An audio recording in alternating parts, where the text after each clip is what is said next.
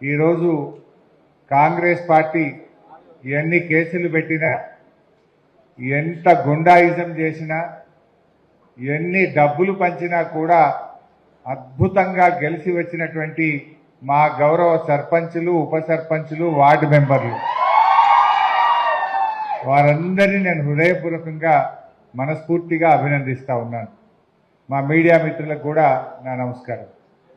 నిజంగా ఈ ఎన్నికలు బీఆర్ఎస్ పార్టీ యొక్క సత్తా ఏందో చాటినాయి. కారు జోరు, కాంగ్రెస్ బేజారు. ఎందుకు ఈ మాట అంటున్నా అంటే ఎప్పుడైనా రూలింగ్ పార్టీ, ఇప్పుడు మనం కూడా 2 సార్లు గవర్నమెంట్లు ఉన్నాం, అంతకుముందు కూడా కాంగ్రెస్ ఉండే, తెలుగుదేశం ఉండే. ఎప్పుడైనా లోకల్ బాడీ ఎలక్షన్లు, సర్పంచ్ ఎలక్షన్లు అనేవి రూలింగ్ పార్టీ 90 పైసలు గెలుస్తుంది, ప్రతిపక్షం 10 పైసలు గెలుస్తుంది. కానీ ఈసారి ఏమైంది? మనం 40%, 4,000కు పైగా సర్పంచులు ఇవాళ బీఆర్ఎస్ పార్టీ గెలిచింది. 4,000కు పైగా గెలిచినాం. కోర్స్ రేవంత్ రెడ్డి కథ వేరు. మంది పుట్టిన బిడ్డ కూడా నా బిడ్డనే అంటాడు, ముద్దు పెట్టుకుంటాడు. ఈ కేసు వేరే కేసు ఇది. ఎందుకంటే మొన్న లెక్కలు చెప్పిండు. ఇప్పుడు మనము గెలిచిన సర్పంచులు కూడా ఆయన ఖాతాలోనే వేసుకున్నాడు.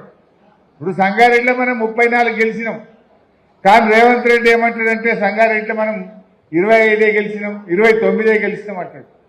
ఇళ్ళవి కూడా అలానే కలుపుకుంటాడు. అన్ని కాన్స్టిట్యూన్సీలు అట్లనే చేసిండు. సరే, రేవంత్ రెడ్డి సంగతి మనకు తెలియదు ఏం కాదు. అబద్ధాలు ఆడడంలో రాజకీయాల్లో భవిష్యత్ అన్న నోబెల్ ప్రైజ్ ఎవరికైనా ఇస్తే అది రేవంత్ రెడ్డికే వస్తుంది. నంబర్ 1 జూటా కోర్. ఒక్కటే సరిగా మాట్లాడతాడా? ఇప్పుడు సర్పంచ్ ఎన్నికల్లో నువ్వు గెలిచిందే 50% లోపల. ఏమంటాడు? నేను 66% గెలిచిన, ఇక మళ్ళా తాప కూడా మాదే గవర్నమెంట్ వస్తుంది అంటాడు. నువ్వు 66% సర్పంచులు గెలిస్తే మళ్ళా గవర్నమెంట్ వచ్చేది ఉంటే, పోయిన తాప మరి బీఆర్ఎస్ పార్టీ 90% సర్పంచులు గెలిచింది, మరి మా గవర్నమెంట్ రాలే కదా. అంటే మనము 90% గెలిస్తే మనకు 39 మంది ఎమ్మెల్యేలు గెలిచిండ్రు. 66% గెలిచిన రేవంత్ రెడ్డికి ఎన్ని వస్తాయి? 10, 12 వస్తాయి.